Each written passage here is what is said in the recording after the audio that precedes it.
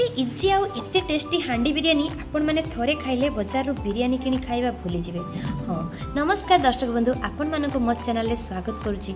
आज आमे हांडी रे कोलकाता स्टाइल चिकन बिरियानी बनैबा। मते चावल को नहीं भल भाव में धोई ताको आउ थरे भल भाव में भल पानी दे बतुराई नेबा। 150 ग्राम चिकेन को भल भाव में धोई नहीं एथिरे आमे लूण, हल्दी गुंड, लंका गुंड, काश्मीरी लंका गुंड, जीरा गुंड, धनिया गुंड, गोटे कप दही, गोटे कप पियाज, अदा रसुण रो पेस्ट, कोटा धनिया और पुदीना पत्र नहीं भल भाव में गलई ताको 30 मिनिट आमे छाड़ी देबा। एबे आमे 5टी बड़ पियाज को फ्राई करनेबा। देखंतु पियाज एबे भाजी हे गलानी, ब्राउन कलर आसी गले आमे याको ओल्हेई नेबा। ब्राउन कलर हे गले ताको आमे ओल्हेई नबु। कोलकाता स्टाइल चिकन बिरियानी बनउची, सेति पई म एठी अंडा और आलू मध्ये ऐड करिछि। हांडी को गरम करनेबा, सेतिरे हाफ कप सरिष तेल दे गरम करबा। तेल गरम हेले सेतिरे मैरिनेट कर रखिथिबा चिकन को मध्ये ढाळी नेबा। टिके भल भाबरे गोळाई नै ढांकी देबा। कोठी हमें भात पाई गरम पानी बसाई नेबा।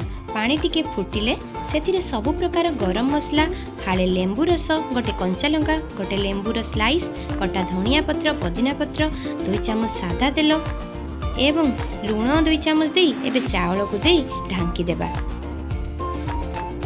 देखंतु एबे आमे सेपटे जो चिकन को आमे बसैतलु सेतिरे आमे ढांकणी कली फ्राई करी रखिथिबा जो पियाज को आमे सेतिरे मिसाई नेबा।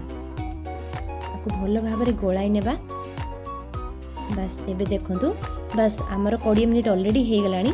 तो चिकन आमर भल भाबरे सिझी गलानी। तो एबे आमे भात को एठी मध्ये ऐड करनेबा। चिकन भात को मिसाई नेबा। आगरो फ्राई करी रखिथिबा अंडा आलू मध्ये नेबा एवं सेथिरे किछि कटा धनिया पुदीना पत्र मध्ये एथिरे मिसेबा। तापरे पुणी आउ टिके घियो देई भात को रखि नै तापरे माने फ्राई अनियन टिके पकाई देबा। केवरा वाटर और एवं गोटे चम्मच बिरियानी मसला को दे गार्निश करनेबा एवं ढांकी नेबा। एबे देखंतु मिनिट ऑलरेडी हे गलानी। एबे ढांकुणी खोली देबा।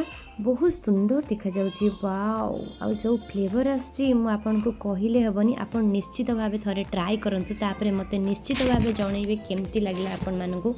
आपण माने थरे ट्राई करले आपण निश्चित जानि परिबे पूरा कोलकाता स्टाइल। सेतिरे अंडा भी रहिछि, आलू भी रहिछि और चिकन भी रहिछि। आपण मानकु निश्चित ए रेसिपीटी भल लागिवो। आ जदि भल लागे निश्चित भाव में लाइक, शेयर एवं सब्सक्राइब करदेवे।